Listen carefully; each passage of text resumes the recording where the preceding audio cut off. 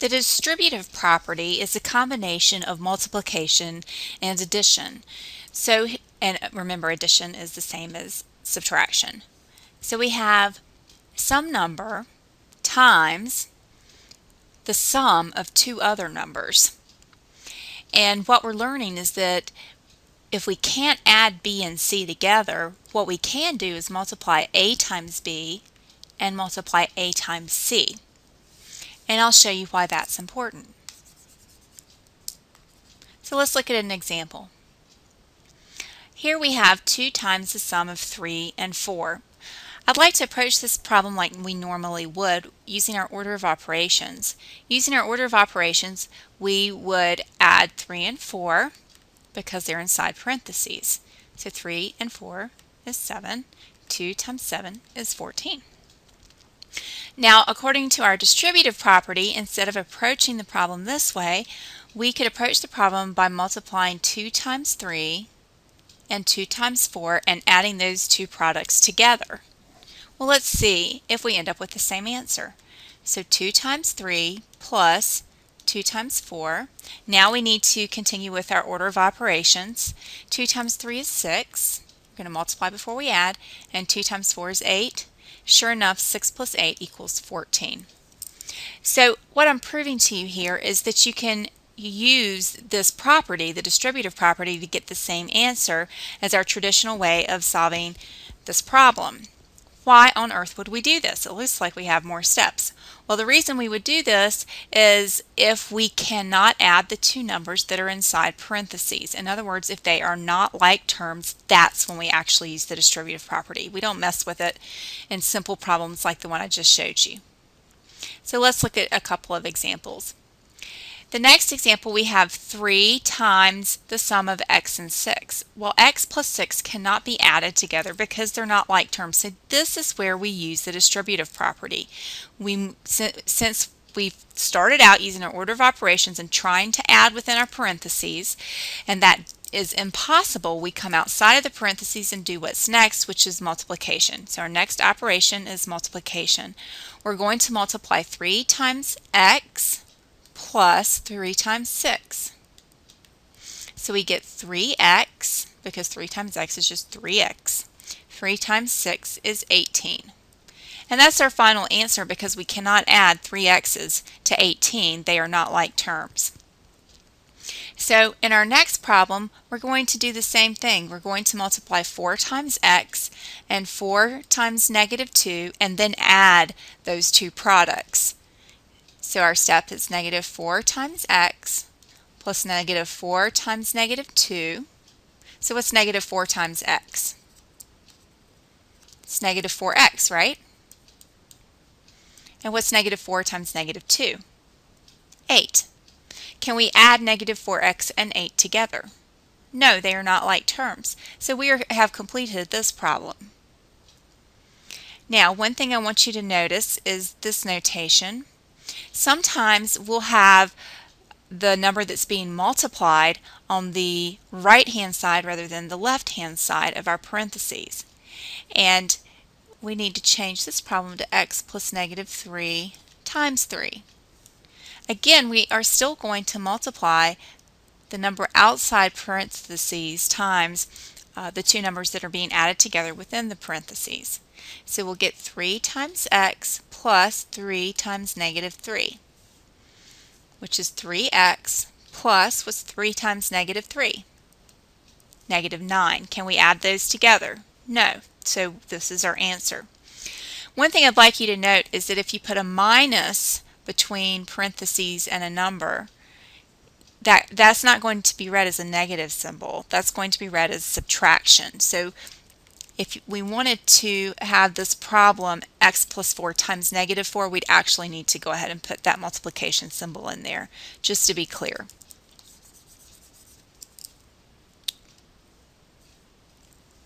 If we have a problem like this one, first thing we want to do is change subtraction to addition. So it becomes 2 times 3x plus negative 5. Next, we're going to use our distributive property. Now keep in mind that 2 times 3x means two groups of 3x. So there's 6x's altogether. And then we have 2 times negative 5. So 2 times 3x is 6x. You multiply the coefficients and keep the variable. 2 times negative 5 is negative 10. And this is your final answer. Now what you'll find sometimes is examples where you have another step to do when you are done with your distributive property. So let's say we have something like negative 3x plus 2 times negative 6x plus 4. In this example, we still want to look at our order of operations as always. So we go inside our parentheses. These are not like terms, so we cannot add them.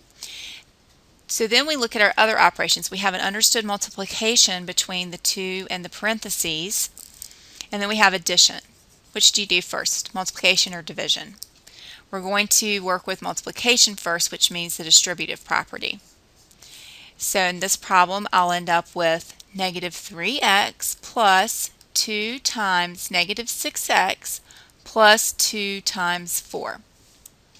So that gives me negative 3x plus, what's 2 times negative 6x? That's negative 12x, right? And what's 2 times 4? 8. What can we do at this point? Now we just have addition between 3 terms. We have 2 terms that are like terms. So what do we do with those? We're going to add them, right? So what's negative 3x plus negative 12x?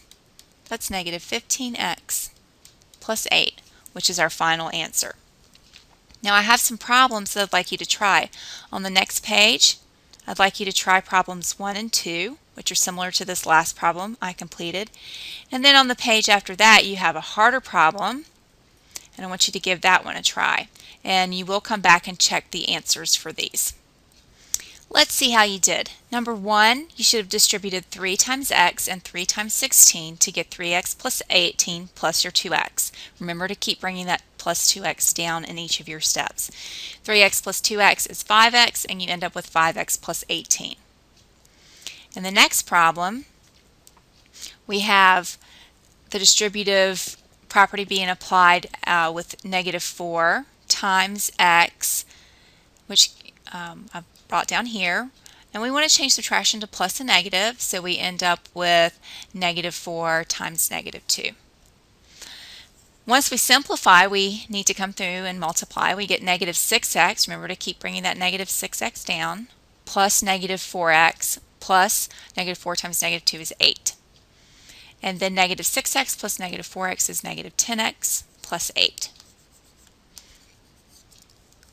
If we continue on to the next problem, the next one's a little tricky, so I'm going to run through this one with you. The first thing you'll want to do is rewrite this problem using all addition. That way you can keep up with your negatives. Now, one of the things that happens is that the subtraction between negative 3x and your first parentheses becomes plus a negative. That negative in front of the parentheses x plus negative 4 means the opposite of x plus negative 4. So what that means is you can think about it a couple different ways. You're going to find the opposite sign of positive x and the opposite sign of negative 4 when you distribute that negative, because remember negative means opposite.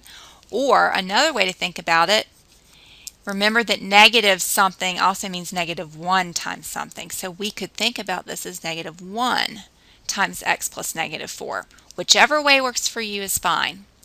So, and then we change our minus 2 to plus a negative 2 and our minus 3 to plus a negative 3. So now I'm going to bring down my negative 3x plus negative 1 times x is negative x, or you can think of it as distributing an opposite, because a negative is an opposite. The opposite of x is negative x. Negative 1 times negative 4 is 4, or the opposite of negative 4 is 4, however you want to think about it. And then negative 2 times x is negative 2x, and negative 2 times negative 3 is 6. So I'm starting to skip steps a little bit at this point, distributing in one step instead of 2 steps. You can continue to write out as many steps as you need.